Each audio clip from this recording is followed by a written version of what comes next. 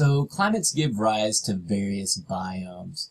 A biome is just going to be a geographic region that has plants and animals, at least terrestrial biomes, even ocean biomes, aquatic biomes. You're going to see plants and animals that are adapted for this area, for a type of environment. We're going to start with our terrestrial biomes, and we really categorize these by the major plant forms, but you do see common animal forms too.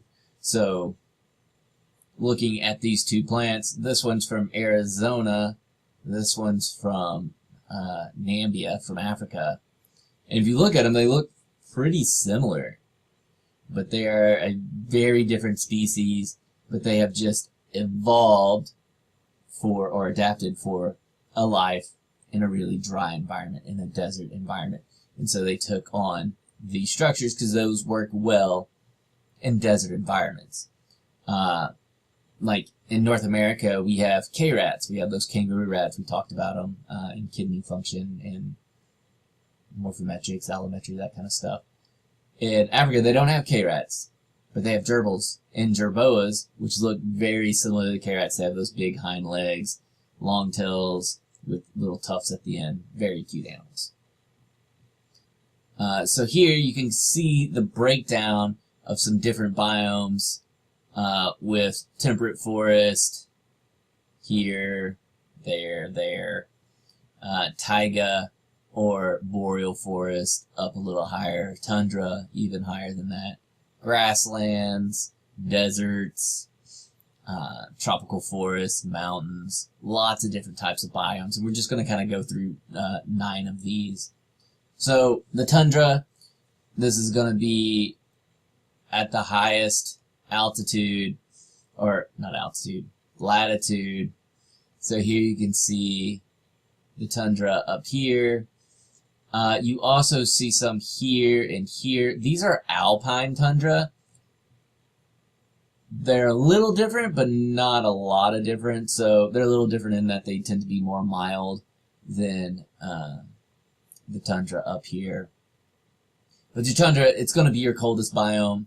It's going to be where you have permafrost. So that's why these alpine tundra are included, because they do have permafrost. They have a layer of soil that never thaws out. So they have permanently frozen soil.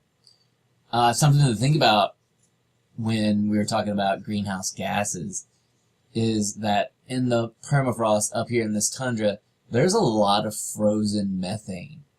You have these pockets of methane from decomposing organic matter that froze, but as temperatures are getting warmer, it's thawing out, and we're getting releases of methane.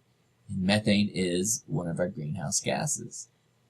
So it could even increase the temperature more because the temperature increased.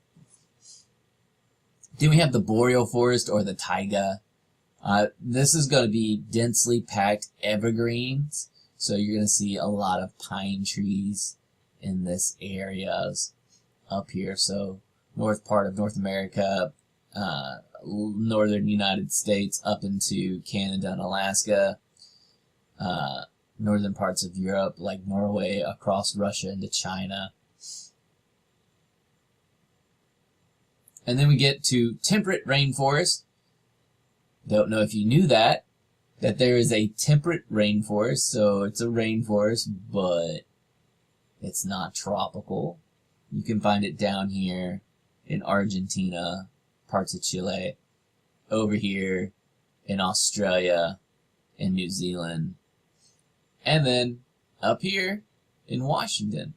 So it rains a lot, and so you have a rainforest, but it's not within the tropical zone. So here you have Tropic of Capricorn, Tropic of Cancer, and everything in between is considered the tropics. These are outside of the tropics. So they are temperate rainforest. Typically when you think forest, you probably think temperate seasonal forest, because that's what we have a lot of in the United States, a lot of in most of Europe, and then China, Japan, where you have these temperate seasonal forests. mainly dominated by deciduous trees, so oaks, elms. Things are going to drop their leaves in winter. Moderate temperatures and precipitation. It's just kind of sitting in this happy middle zone. Then we have woodland shrubland. Sometimes this is called chaparral. Sometimes it's called Mediterranean, because if you look here around the Mediterranean, you're going to see a lot of this type of biome. You also have it over here in California, down here in Argentina, South Africa, and then part of Australia. So what you're going to see here is really hot, dry summers, kind of mild, wet winters. You're going to see a lot of drought-tolerant grasses and shrubs. A lot of these areas are famous for making wines, because grapes grow well in hot, dry summers and mild, wet winters. And so a lot of these are wine countries. Side note. Then we get temperate grasslands and cold deserts. You might think that all deserts are hot, but they're not, especially over here in Mongolia. You have some very cold deserts with your Tibetan fox. So, grasslands, Great Plains, we know about it, right? Hot, dry summers, cold winters, lots of grass. That's why it's a grassland. Not a lot of trees. We have drought-resistant shrubs. And then your tropical rainforest, probably one of the most popular biomes because they do support a huge diversity of life. So you have all types of plants, of animals, fungi, like all kinds of stuff growing in these tropical rainforests. Lots of biodiversity going on there. Lots of rain. You have alternating rainy, dry seasons, again, because the sun is moving throughout the seasons, right? And so you're going to end up with like 2 wet seasons. As it's here, it's wet. When it moves up, it's dry. When it comes back, it's going to be wet again. Then you have a tropical seasonal forest. So here you can see a lot of Africa has that. Northern part of Australia, India, parts of South America that aren't tropical are going to be aren't tropical rainforests, are going to be tropical seasonal forests. And this is where you have really strong, really pronounced wet, dry seasons. And then subtropical deserts, like the Sahara here, the Mojave, and then over here in Australia, these subtropical deserts, really hot temperatures. This is typically probably what you think of when you think of deserts. It's really hot, really dry. So looking at it again, you can see the deserts here.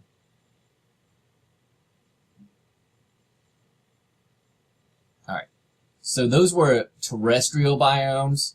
Those aren't the only biomes we have, because we also have aquatic biomes, so biomes that are in water. Your lotic biomes, these are going to be fresh flowing water. Your aquatic biomes are based on the flow, depth, and salinity of the water. So if the water is flowing and it's fresh, it's lotic. And we break it down into 2 different types. You have streams and rivers. So streams are going to be little narrow things that have pretty quickly flowing water. A lot of your creeks, brooks are going to be streams, versus rivers like the Mississippi River, the Ohio River, really wide bodies of water where the water is moving much slower. A lot of your streams and stuff, they get their organic input from outside.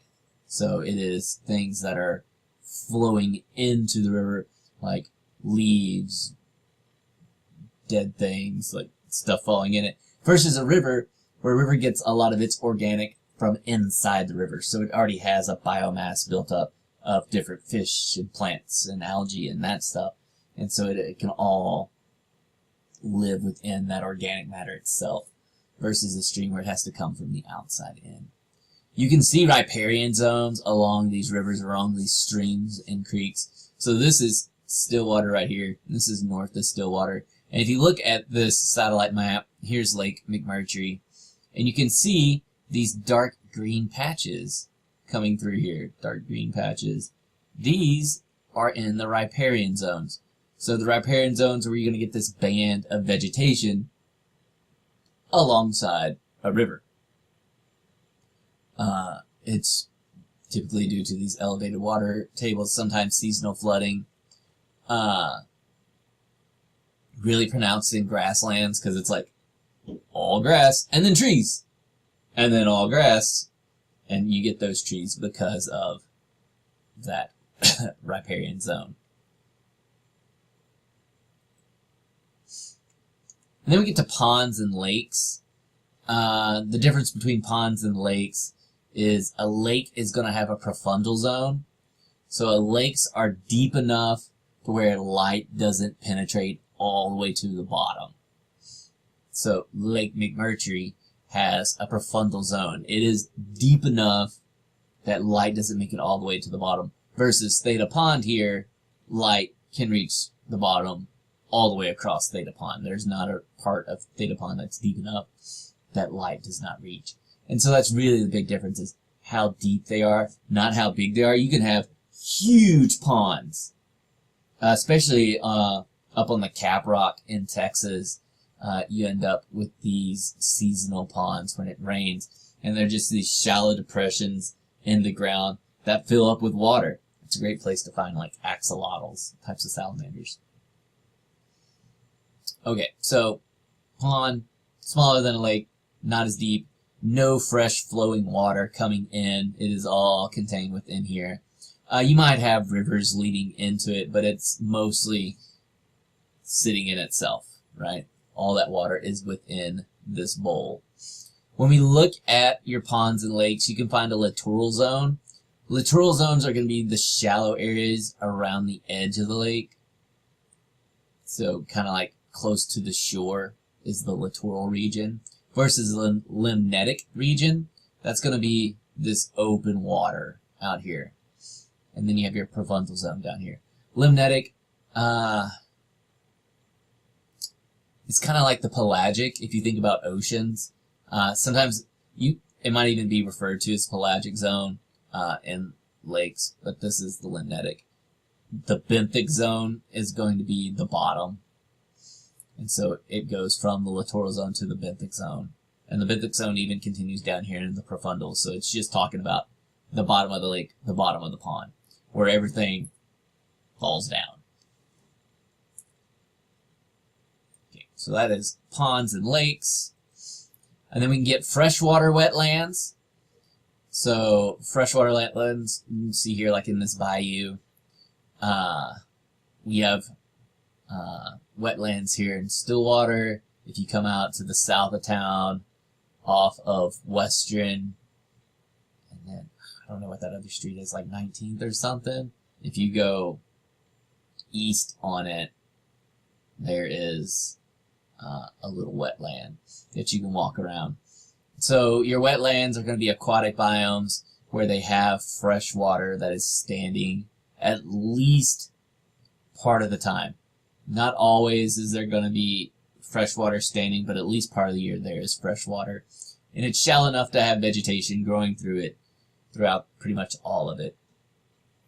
And so you can see like these cypress trees growing in this one. If you go out to the wetlands in Stillwater, you'll see a bunch of tall plants growing throughout the area. Then you get to a salt marsh. A salt marsh is looks similar to a freshwater wetland, except it's saltwater. And so you'll look at it and it'll be a bunch of tall plants without any woody emergent vegetation. So you're not going to see any big trees in a saltwater marsh. And then you get to your estuaries where you have fresh water coming down into salt water. And where those two mix, you get this really briny water that some animals specialize in. Because if you're a saltwater specialist, you can't get into it. If you're a freshwater specialist, you can't get into it. And so you have some animals that just specialize in being estuary animals. Bull sharks are pretty good about dealing with estuaries. I mean, they can even go into freshwater, and you can find some in Lake Titicaca, which is freshwater. Alright, mangrove swamps. We've talked about the mangrove before. We were talking about growing in salt water and how they have to exudate that salt. They have to get that salt out so they can keep up the water pressure to bring it into their leaves. There are biomes that happen along the tropical, subtropical coast in the salt water. There were some cool ecology experiments carried out on mangrove islands. So if you go down into the Florida Keys, you'll go out and there will be patches of mangroves growing in these sandbars that are just shallow enough that the mangroves can grow and you don't have a lot of anything else growing. And there are some cool experiments that were carried out that we might talk about when we talk about island geography. And then we get to our intertidal zone. That is going to be the zone between the tides. So between low tide and high tide with the ocean, that is your intertidal zone. Here you can see spoonbills and scarlet ibises in the intertidal zone. You can find a lot of crabs, chitons, those kinds of things like to live in intertidal zones. And then we get to the ocean proper, talking about coral reefs. So coral reefs are kind of like the tropical rainforest of the ocean. Tons of biodiversity having it at coral reefs. The water has to be around 20 degrees Celsius year-round, and it has to be shallow enough that light penetrates. So the photosynthetic algae in the corals can produce their energy. And then when you get to the ocean, here you can see the intertidal zone between high tide and low tide. This is the Neric zone before the continental shelf drops off. So kind of like from the shore out into the shelf.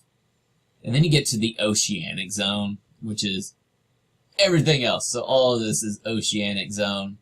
And you have your photic zone and your aphotic zone. And you can break this down even more from like twilight to midnight zones to the abyssal zones and as you go down. But the bottom, that's going to be your benthic zone. So out here, this is pelagic. This is benthic. You can have photo and aphotic zones.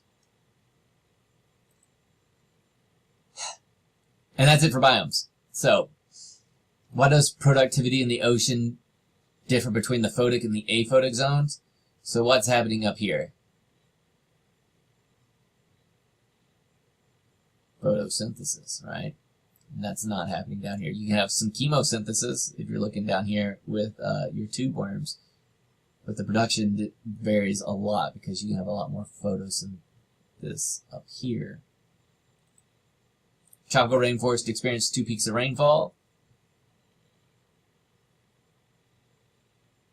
And then why do unrelated plants often assume the same growth form in different parts of the world? Because they're adapted to that type of climate, right? So like your dry plants need to be able to store a lot of water. Typically they can do that in the stems. They develop those spines so they can give off heat and so they don't develop air bubbles in their leaves and a lot of stuff. When you have 2 different organisms that take on a similar form, but they're not related to each other, this is something called convergent evolution. Like the K-rats and the jerboas. If you look, they're bipedal. They have those big hind legs so they can hop in the sand. So convergent evolution. Adapting to different environments even though you're not related, but you take on similar forms. Like if you look at wings are convergent evolution. They have a lot of similar forms between bats and birds aren't closely related, right? All right, and that is it.